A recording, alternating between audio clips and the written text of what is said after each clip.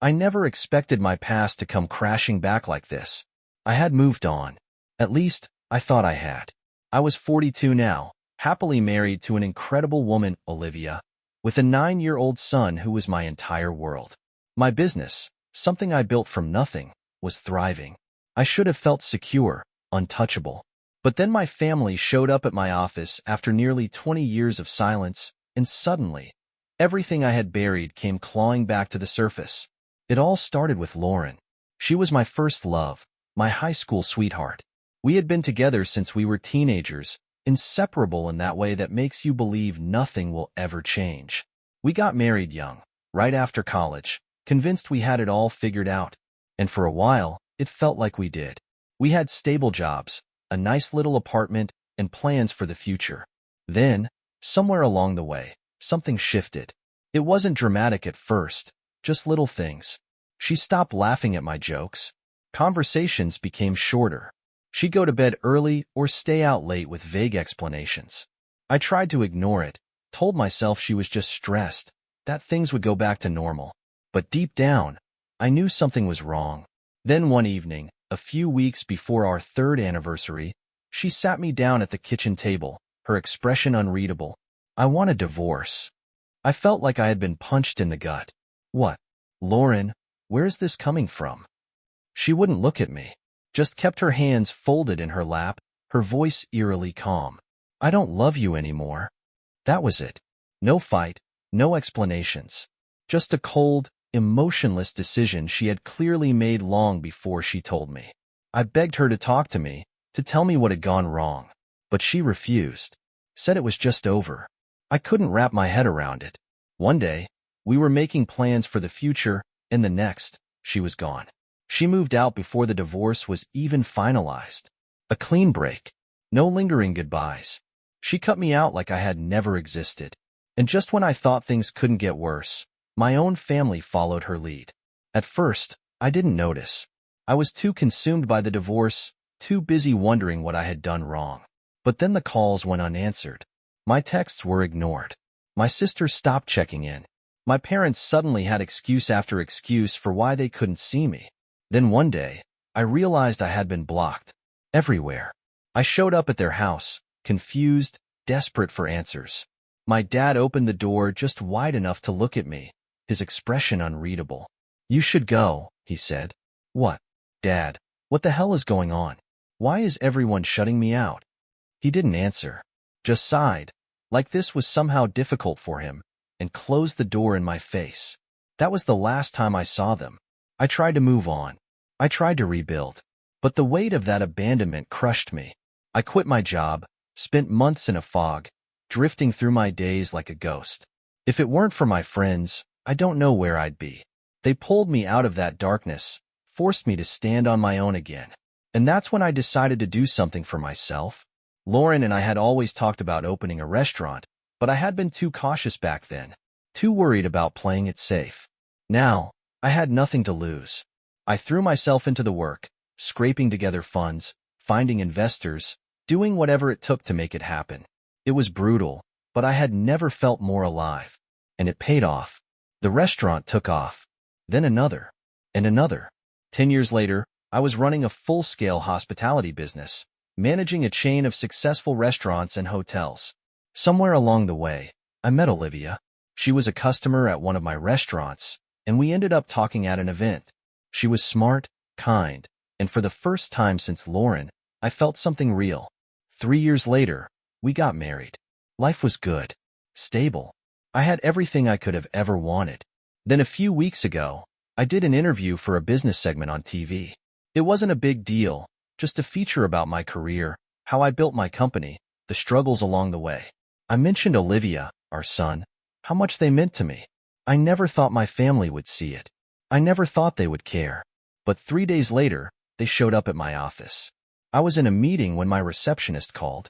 She sounded hesitant. Daniel, your family is here to see you. I felt like I had misheard her. My family? Your parents. And your sister. I froze. My parents. The same people who had cut me off without a word nearly 20 years ago. The same people who had ignored every attempt I made to reach out. Now they were just here? I took a breath, forcing my voice to stay even. Tell them I'm busy. I did, she said. They won't leave. Of course they wouldn't. I considered ignoring them, letting security deal with it, but part of me needed to know why. Why now? What did they want? I sighed. Give me 5 minutes. When I stepped into the lobby, I almost didn't recognize them. My mother looked smaller somehow, her face lined with age. My father stood stiffly beside her, his usual confidence replaced with something else, something uncertain. My sister, Rachel, looked the same as ever, though she wouldn't meet my eyes. They saw me, and for a second, it was like no time had passed. My mom's face crumpled, and before I could say a word, she rushed toward me, arms outstretched like she actually expected me to hug her. I stepped back. Her face fell. Daniel, my dad said, forcing a smile. It's been a long time. Yeah, I said flatly. Whose fault is that? Rachel cleared her throat. Look, we just wanted to. I held up a hand. No small talk. No fake pleasantries. You cut me out of your lives. Blocked me. Ignored me. And now, after 20 years, you just show up at my office like nothing happened? Tell me why you're really here. They exchanged glances, clearly unsure of how to start. My mom spoke first. We saw your interview, she admitted, her voice soft. We were so proud of you. I almost laughed. Proud? Proud? You haven't spoken to me in 2 decades, and now you're proud? We never stopped caring about you, my dad said quickly. It was complicated. I folded my arms. Enlighten me. My mother hesitated, then sighed, shoulders slumping. You need to know the truth. About Lauren. About everything.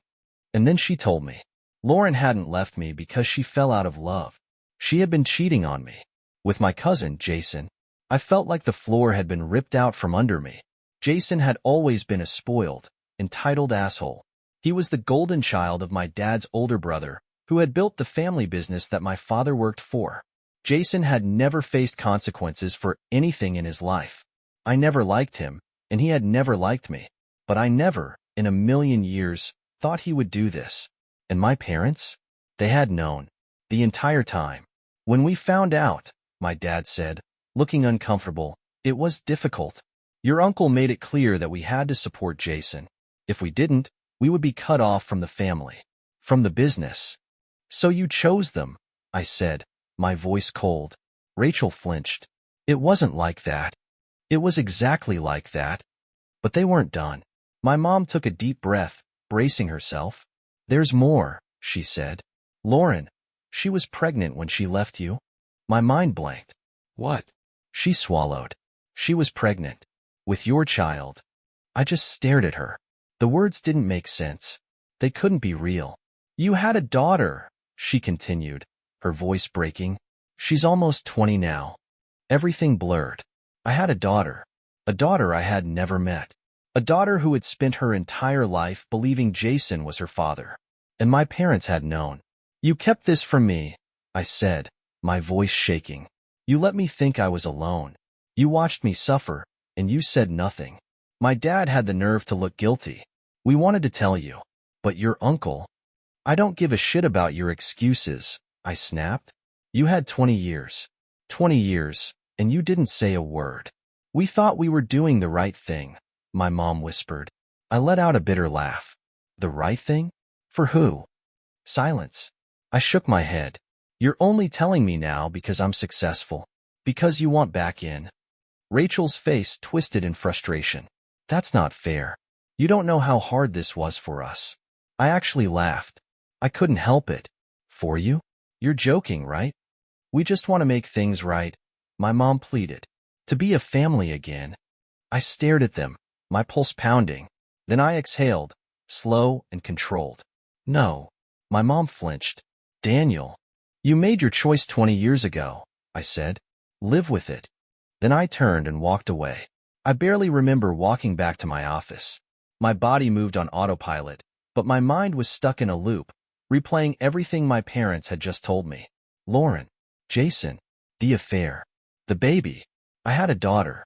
For 20 years, I had believed Lauren had simply stopped loving me, that my family had abandoned me for no reason.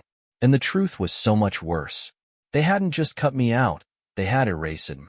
They had stood by while another man took my place, while my own child grew up not knowing I even existed. My hands were shaking. I sat at my desk, pressing my palms against the surface, trying to steady myself. I could hear my heart pounding in my ears. I didn't even know her name. The thought hit me like a punch to the gut. I had a daughter, a living, breathing person out there, and I didn't even know her name. I pulled out my phone, hesitating before dialing Olivia. She picked up almost immediately. "Hey, everything okay?" I opened my mouth, but nothing came out at first. Then I exhaled sharply. "No, not really." She picked up on my tone instantly. "What happened?" "I need to tell you something," I said, my voice tight. "Something big." I told her everything. I expected shock, maybe even anger. Instead, she was quiet, listening intently. When I finished, she let out a slow breath. "Jesus, Daniel." "Yeah." A pause. Then, gently, "What do you want to do?" I dragged a hand down my face. "I don't know." That was the problem. I didn't know. Part of me wanted to track down my daughter immediately, to show up at her door and tell her everything. Another part of me knew how insane that sounded. "She's almost 20, I said. "She's had her whole life believing Jason is her dad. If I just show up now, what the hell am I supposed to say? Hey, surprise, your entire life has been a lie?" "She deserves the truth," Olivia said. I swallowed hard. What if she hates me? She won't. I wished I could believe that. After I hung up, I sat in silence for a long time. Then I opened my laptop. I didn't have much to go on, just the little details my parents had let slip. But it was enough. It didn't take long to find her. Mia. Her name was Mia. She was a college student in Chicago. I found her social media easily enough. Her profile wasn't private, so I scrolled through her pictures, feeling like some kind of stalker. She looked so much like me. The resemblance was undeniable. I saw bits of myself in her expressions, the way she held herself. I wondered what she was like, what kind of childhood she had. Did she have my laugh? My sense of humor? Did she ever wonder if something was off, if Jason wasn't really her father? Or had she never questioned it at all? My fingers hovered over the keyboard as I opened the message box. "Hi, Mia. I know this is unexpected, but I need to talk to you about something important regarding your family. Please let me know if you're open to a conversation." I stared at the words.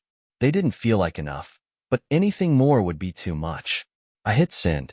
Then I waited. The waiting was torture.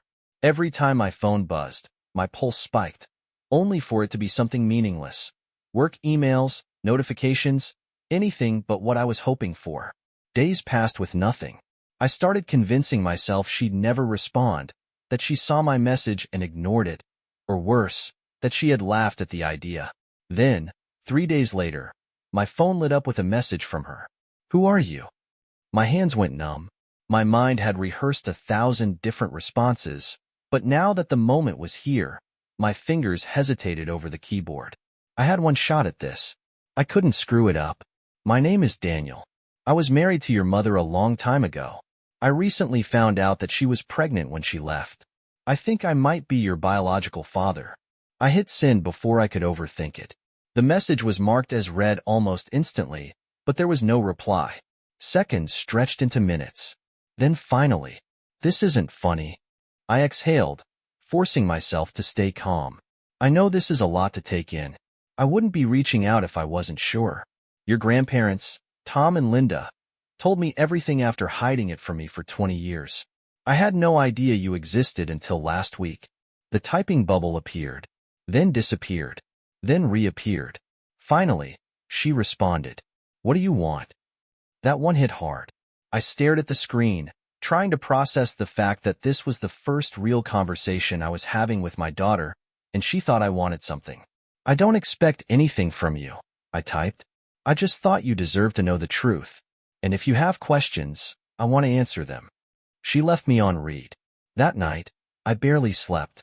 Olivia kept telling me to give it time, but patience had never been my strong suit. I checked my phone every few minutes, hoping for something, anything, but it stayed silent. Then, 2 days later, another message appeared. I talked to my mom. At first, she lied. Said you were crazy, that you were just some random guy. But when I pushed, she admitted it. Jason isn't my real dad. I felt something twist in my chest. Even though I already knew, seeing her say it made it real in a way it hadn't been before. I don't know what to do with this, she added. I took a deep breath before replying. You don't have to do anything right now. Just know that I'm here, and I'll answer any questions you have, whenever you're ready. A long pause. Then, can we meet? I had to sit down. My hands were shaking. Of course, I wrote back. Whenever you're ready. This weekend? I didn't even have to think. I'll be there. Mia picked a coffee shop near her college. Neutral ground. I booked a flight immediately, barely sleeping the night before. Olivia offered to come with me, but I told her I needed to do this alone. The entire plane ride, I kept going over what I would say. How do you introduce yourself to your own daughter after 20 years? How do you even beg in to make up for that kind of lost time? When I walked into the cafe, I spotted her instantly. She was sitting by the window, staring into her cup, tapping her fingers lightly against the table. Nervous. I took a shaky breath and walked over. Mia. She looked up, her expression unreadable. Hey. I sat down. Up close, the resemblance was even stronger. She had my eyes, my jawline. It was surreal, seeing parts of myself reflected in someone I had never met before. She exhaled sharply. So, this is weird. I let out a dry laugh. Yeah, really weird. A pause. She studied me, like she was trying to make sense of me. You really didn't know? No, I said. Not until last week. She nodded slowly, digesting that. I don't know if that makes it better or worse. I swallowed hard. I should have been there. I don't know what I could have done, but I should have known. I should have fought to know. She blinked, like she hadn't expected that answer. It's not your fault. It hit me harder than I thought it would. She hesitated before speaking again. I keep thinking back, trying to remember if anything ever felt off about Jason. And I guess it did in a way. He was never really a dad to me. He was just there. My mom did most of the parenting. He never seemed that interested. It's like I was more of an obligation than anything. I clenched my fists under the table. The idea of Jason treating Mid-Otter like that made my blood boil. I'm sorry, I said quietly. I wish I could change things. She gave me a sad smile. Yeah, me too. We talked for hours. I told her about my life, my business, how I met Olivia. I told her about her little brother, how excited he was to meet her. She listened, asking small questions, but I could tell she was holding back. Finally, I asked, "What about your mom?" Mia's expression darkened. I haven't talked to her since she admitted it. She keeps calling, but I don't know what to say to her. I don't even want to talk to her right now. That's okay, I said. You don't have to. She stared at her coffee, lost in thought. I keep wondering, if I hadn't found out, would she have ever told me? I didn't have an answer for that. After a while, she checked the time and sighed. I should go, but I want to do this again. I felt a weight lift off my chest. I'd love that. She hesitated for a second, then, very awkwardly, gave me a quick hug before pulling away. Okay, see you later. I smiled. See you later, Mia. And for the first time in 20 years, I felt like I was exactly where I was supposed to be. Mia and I kept in touch after that first meeting. At first, it was small things, texts here and there, checking in, nothing too deep. I didn't push. I let her set the pace. A few weeks later, she called me. It was the first time she reached out first. Hey, she said, a little awkward. Would it be weird if I came to visit? I almost dropped my phone. No, I said quickly. Not weird at all. She laughed a little. Okay, cool. Maybe next weekend? I told her to pick the date, and I'd book her flight. When she arrived, Olivia and my son were waiting with me at the airport. My son was bouncing on his heels, buzzing with excitement. The second Mia stepped into view, he ran straight up to her. You're my sister, he blurted. Mia blinked. Yeah, I guess I am. He studied her for a second, then nodded. Cool. And just like that, she was part of the family. The weekend flew by. We took her to my restaurants, showed her around, spent hours just talking. She asked about my life, my childhood, things she had never gotten to know. She was cautious, but I could see her walls coming down, little by little. On the last night, we sat outside while my son was inside playing. Mia stared up at the sky, quiet. I still don't know what to do about my mom, she admitted. You don't have to decide right now, I told her. She nodded, but I could tell it was weighing on her. I don't think I can forgive her. Not yet. That's okay. A long pause. Then, hesitantly, I think I want to come back. For the holidays, maybe? I felt something tighten in my chest. Mia, you can come back anytime. She smiled. A real, genuine smile. Okay. When we took her to the airport, my son hugged her tight before she left. Olivia did too. And when she turned to me, she hesitated for a second, then hugged me, too. I held on just a little longer than necessary. I'll see you soon, I told her. She pulled back, her eyes bright. Yeah, she said. You will.